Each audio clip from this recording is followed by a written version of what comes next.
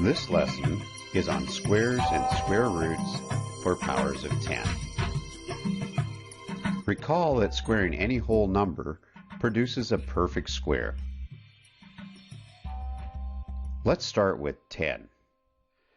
10 squared gives us 10 times 10, which equals 100.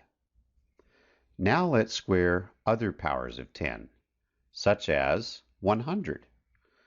100 squared equals 100 times 100, which equals 10,000. 1,000 squared equals 1,000 times 1,000, which equals 1,000,000.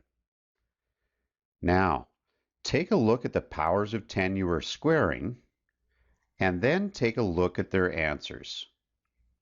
What pattern emerges as we square powers of 10? When we start with 10 and square it, we get an answer of 100. 10 has 1 0, and 100 has 2 zeros. When we square 100, we start with 2 zeros. We get an answer of 10,000, which has 4 zeros. And when we square 1,000, we start with 3 zeros, and when we square it, we get an answer of 1,000,000, which has 6 zeros. The number of zeros double. Now let's try other numbers with zeros. Let's start with 50. 50 squared would be the same as 5 times 10 squared, because 5 times 10 equals 50. We can rewrite this as 5 times 5 times 10 times 10.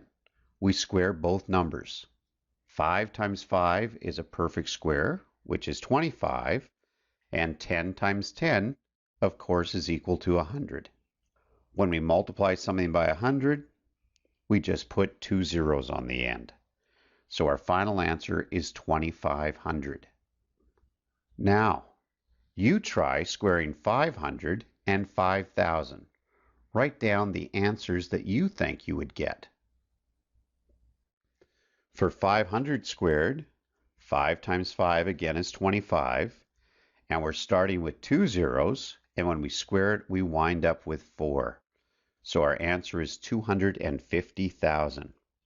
Finally, when you square 5,000, 5 times 5 again is 25, and the 3 zeros in 5,000 produce 6 zeros in our answer of 25 million.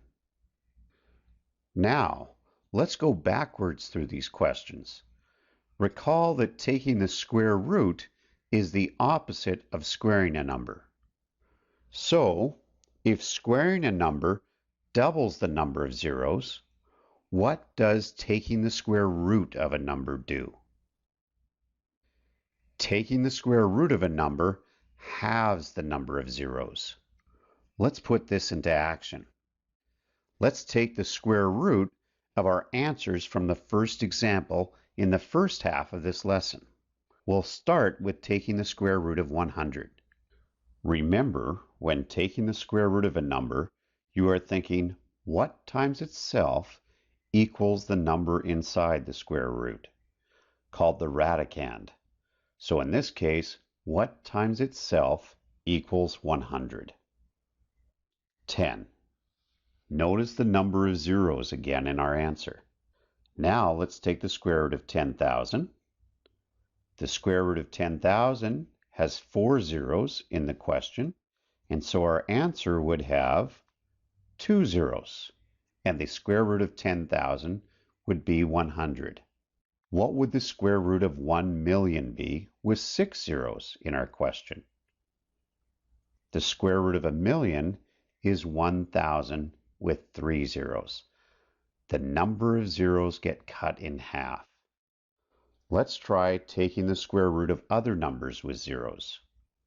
Let's start with 400. The square root of 400 can be broken down into the square root of 4 times 100. The square root of 4, 4 being a perfect square, works out to 2. And the square root of 100 we know is 10. So the square root of 4 times 100 would be 2 times 10, or 20. Now you try. Take the square root of 40,000 with 4 zeros and the square root of 4 million with 6 zeros.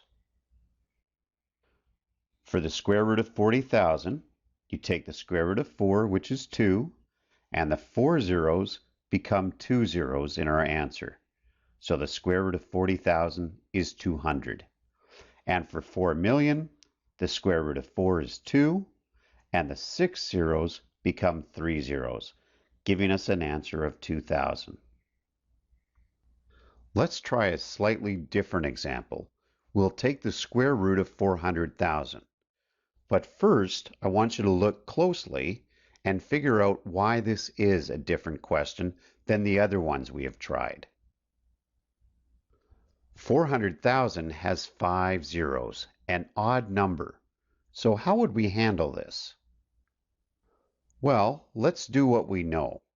For each full pair of zeros inside the square root, we know there will be 1 zero in the answer. 400,000 has 2 full pairs of zeros, so we know in our answer we would have 2 zeros at the end. The problem is the square root of 40, what we're left with, is not a perfect square, so we can only estimate an answer for the square root of 400,000. Remember that 40 is in between the two perfect squares, 36 and 49.